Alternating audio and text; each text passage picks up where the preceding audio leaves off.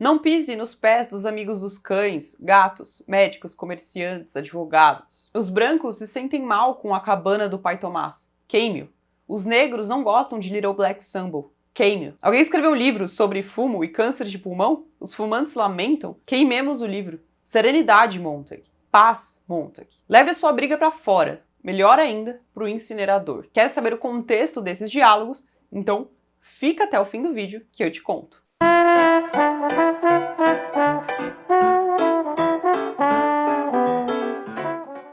Olá, tudo bem? Meu nome é Bia, sou jornalista e apaixonada por livros e hoje vamos falar sobre a distopia Fahrenheit 451, escrita nos anos 50 por Ray Bradbury. Na narrativa, conhecemos uma sociedade em que os livros são proibidos. Afinal, eles podem fomentar pensamentos e discussões que não são interessantes para o governo. Assim, é papel dos bombeiros queimar todas as obras literárias encontradas, prendendo ou exterminando os portadores junto com elas. As denúncias podem vir tanto da observação de comportamentos estranhos, quanto da denúncia de vizinhos ou até familiares. Os profissionais garantem que essa ordem seja cumprida, mas a propaganda antiliterária é tão forte que eles só são acionados em casos específicos. Até porque nessa sociedade, livros são vistos como algo perigoso, que pode trazer a infelicidade. Algo muito temido, já que os sentimentos de prazer e alegria devem estar presentes o tempo inteiro na vida das pessoas. Para alcançar esse patamar, é possível comprar os chamados telões, que são instalados nas casas das pessoas. O morador, então, pode interagir com os programas que passam o tempo inteiro, ele até recebe roteiros para participar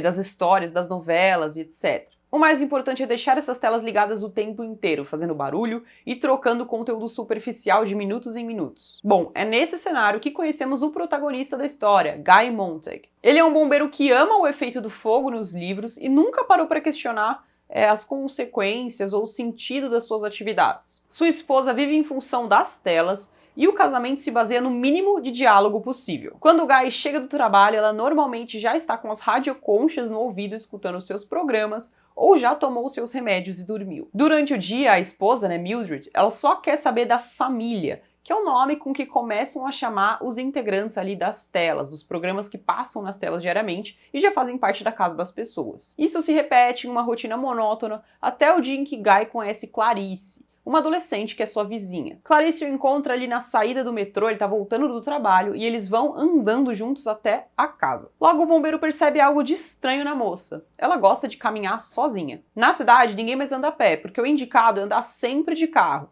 Assim não sobra nenhum tempo para qualquer tipo de contemplação. E além disso, sempre que o Guy chega em casa, ele repara que as luzes da sala de Clarice estão acesas. E ele chega até mesmo a ouvir conversas e risadas. Essa diferença, que ele vê nela, chama a atenção e ele começa a conversar mais com Clarice. Em um desses diálogos, a moça pergunta sobre a sua verdadeira felicidade. Contrariado, Montag reflete, sozinho, sobre quem ele é. E começa a perceber que não vê sentido em nada. Tudo é automático, superficial ou falso. E nada realmente tem valor. Nem o seu trabalho, nem o seu tempo de lazer e nem nenhuma das suas relações. Quando Clarice desaparece sem deixar vestígios e a sua esposa começa a apresentar problemas sérios na cabeça devido aos seus hábitos nas telas, ele entende que precisa mudar. O estopim é uma ocorrência que ele atende em uma noite e que acaba em morte. Para tentar transformar o rumo das coisas, Guy vai atrás de um senhor que ele conhece, que ele sabe que no passado foi um intelectual. Juntos, eles formam um plano para salvar os livros da destruição completa e salvar a sociedade. Bom, eu posso ir até aqui sem spoilers, depois disso eu já vou entregar um pouquinho da narrativa,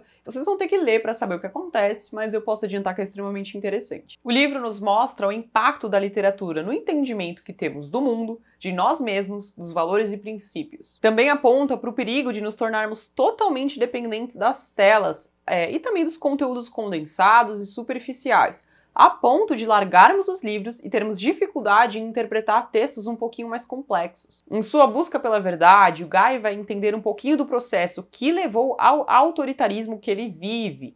E é interessante a gente pontuar que, assim como na realidade, a proibição de certas ideias, da veiculação de certas ideias, sempre começa com a maquiagem de algo bom para a sociedade, ou o melhor para todo mundo. Atitudes até que são aplaudidas por algumas pessoas, até que a censura chegue para todos, fazendo com que seja extremamente difícil de sair da situação. Também nos faz pensar se vale a pena deixarmos de tocar em assuntos polêmicos ou que podem ser confrontadores, só para deixar de ofender algumas pessoas. No fim, não existe mais nenhum tipo de reflexão quando aquele assunto é enterrado. Aliás, um dos trechos que me chamou a atenção da obra diz o seguinte: sou um dos inocentes que poderiam ter elevado a voz quando ninguém se atentava para os culpados, mas não falei, e com isso, eu mesmo me tornei um deles. E, quando finalmente montaram a estrutura para queimar os livros, usando os bombeiros, reclamei algumas vezes e desisti, pois não havia mais ninguém reclamando junto comigo. Bom, esse personagem ele vai se arrepender amargamente dessa decisão mais pra frente. Bom, falando um pouquinho sobre o autor do livro, o Ray Bradbury, ele era apaixonado por leitura desde criança, ele amava a mitologia romana, grega e egípcia. E já devorava clássicos na biblioteca de Carnegie, que ele cita também. É engraçado porque o Ray afirma que quando ele era criança, ele leu sobre os incêndios na biblioteca de Alexandria e ele chorou. Tamanha era sua afeição pelos livros já naquela idade. Depois da sua formatura no ensino médio, o Bradbury ele trabalhou 4 anos entregando jornais por alguns centavos. Mas mesmo com esse trabalho, continuou lendo vorazmente. Em algum momento de 1944, ele leu O Infinito e o Zero, do Arthur Koestler, que ele afirma ter sido a grande inspiração para escrever Fahrenheit 451. Então sim, muita gente se questiona sobre o impacto de obras como 1984 e Admirável Mundo Novo, quando na verdade essa foi a maior inspiração do autor. Ao revelar o terror causado ali por Stalin, o livro se tornou um alerta para o autoritarismo. Alimentou um desconforto que ele já tinha com certas medidas governamentais que ele lia sobre, né? E acabou dando a ideia para aquela sociedade com todas as proibições que a gente acabou de conversar. Em 46, Bradbury escreveu alguns contos, né? Ele escreveu no escritório da UCLA. Ele descobriu um escritório, que era um lugar onde tinha várias máquinas de escrever que poderiam ser alugadas. Ele pagava mais ou menos 10 centavos por meia hora para poder sentar e escrever, e aí ele escreveu diversos contos. Mais tarde, ele criou O Pedestre, que é uma dessas histórias baseada em uma experiência pessoal que ele teve. Ele estava andando com um amigo quando um policial parou, perguntou o que ele estava fazendo. Ele não sabia muito bem o que responder, ele respondeu que estava andando, caminhando, né? Porque ele não tinha exatamente algum rumo, ele estava andando e conversando. E o policial olhou para ele e falou, tá bom, não faça mais isso. E daí surgiu, né, a ideia, tanto para o Pedestre, que depois se tornaria a própria Clarice, né, no Fahrenheit 451. Em 1950, ele escreveu Muito Depois da Meia-Noite, que se transformou em O Bombeiro, título enviado a Ron Condon, seu agente na época. Juntos, eles tentaram revistas grandes, como a Cosmopolitan e a Saturday Evening Post. Mas todas recusaram. Eles então enviaram um manuscrito para a Galaxy Science Fiction, que comprou todos os direitos e publicou a história no ano seguinte, de forma seriada. Entre 51 e 52, ele deu um grande salto criativo, escreveu diversas histórias que passaram, sim, daí a ser publicadas nos grandes periódicos, e ele se tornou um pouco mais popular. Mais tarde, em meados de 53, ele assinou um contrato com a Ballantine. A ideia era publicar a história no formato de um romance, junto com 2 outras obras, em capa dura. Porém, para isso seria preciso expandir um pouco a história, e o próprio Ray já havia coisas que ele queria adicionar ou alterar na sua narrativa. E foi difícil, foi um processo árduo, mas O Bombeiro se transformou em Fahrenheit 451.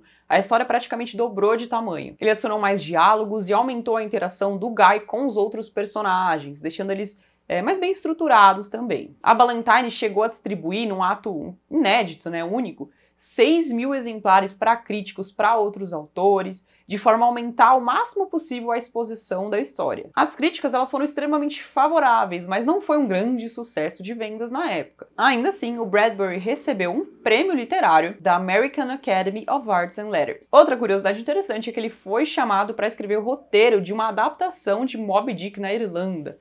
Ele ficou um tempinho ali fora e quando ele volta ele recebe esse prêmio. Bom, é interessante entender quais eram as ideias do autor, a forma como ele lidava com essa questão do autoritarismo, a importância e o valor que ele via nos livros, em como eles poderiam sim mudar a sociedade e a forma com que as pessoas enxergam o mundo, trazendo também reflexões, né, que levem consigo princípios e valores que antes as pessoas não tinham ou não pensavam sobre. Mas é importante frisar que a obra ela é sempre maior que o autor. Então você vai ler e vai ter uma experiência diferente da que eu tive. Eu posso ver coisas que você não vê, ou que você não enxerga e vice-versa. E é por isso que é tão interessante a literatura. Bom, é isso, espero que você tenha gostado da resenha. Se você já leu esse livro, comenta aqui embaixo o que você achou, se você já leu outros do autor e, como eu sempre falo, se você tiver indicação para as próximas resenhas. Eu geralmente respondo todos os comentários, tanto no Instagram quanto aqui no YouTube. Isso também ajuda a engajar o canal para mais pessoas conhecerem esse conteúdo. Também vou falar dos meus links da Amazon, eu sempre deixo eles na descrição. Se você compra por meio de um desses links, você ajuda o canal a se manter sem pagar nada mais por isso.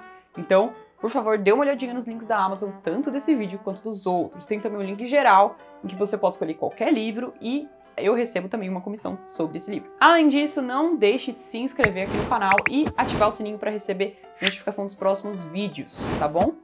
Me segue lá no Instagram também, @penúltimocapítulo, eu posto diário de leitura, eu abro caixinhas, eu interajo com todo mundo e posto algumas dicas de organização, entre outras reflexões sobre leitura e livros.